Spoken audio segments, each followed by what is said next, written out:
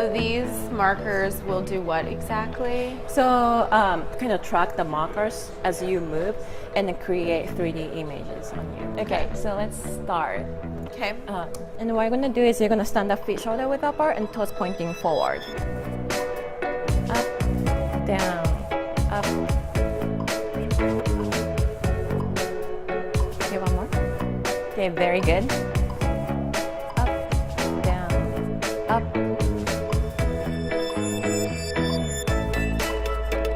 Okay, very good. Up, down, up, down, up. Okay, very good. Relax.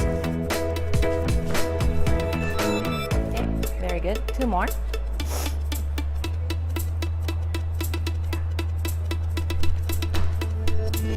Okay, very good.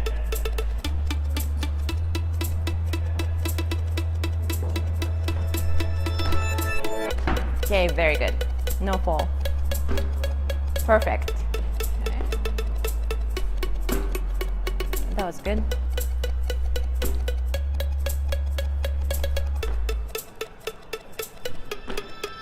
Let's do one more. Okay.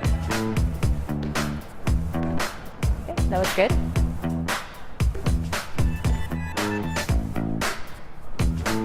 Okay. Okay.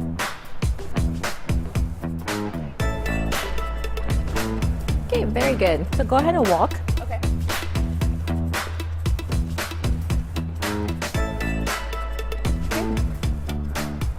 That was good. You can look at what we collected.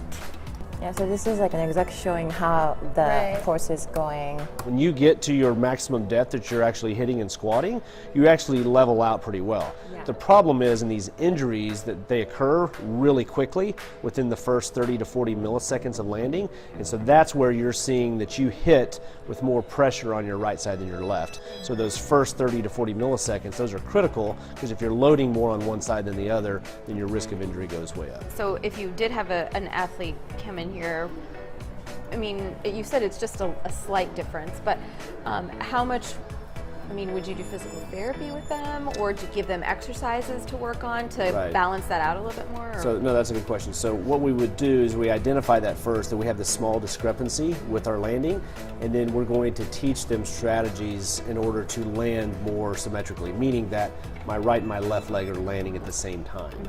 Then with that, we would give them home exercises to start to work on, let them try that for 4 to 6 weeks. If it doesn't get better, or if we see things start to change, then we might bring them in for formal physical therapy.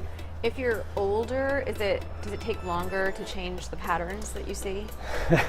Oftentimes it does, Yeah. yes, unfortunately. So our neuromuscular systems are a little bit different. They're a little more adaptive, the younger individuals.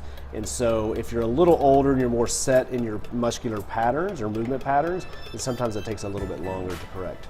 So even the difference between a high school athlete and a college athlete, say, age-wise or pattern-wise? You can see differences. We certainly see differences in movement patterns with some of our research that we do. So if you look at like a 10 to 12-year-old versus someone who's at a college age, you're going to definitely see different movement strategies that they use. And what's interesting is the body is going to use the most efficient manner, and so it may not be the right way of doing it, but they're going to find the easiest pathway to get there, even though it may not be good.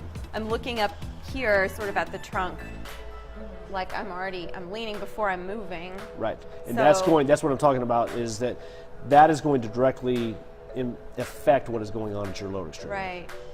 Yeah, I need to straighten myself out here. Right?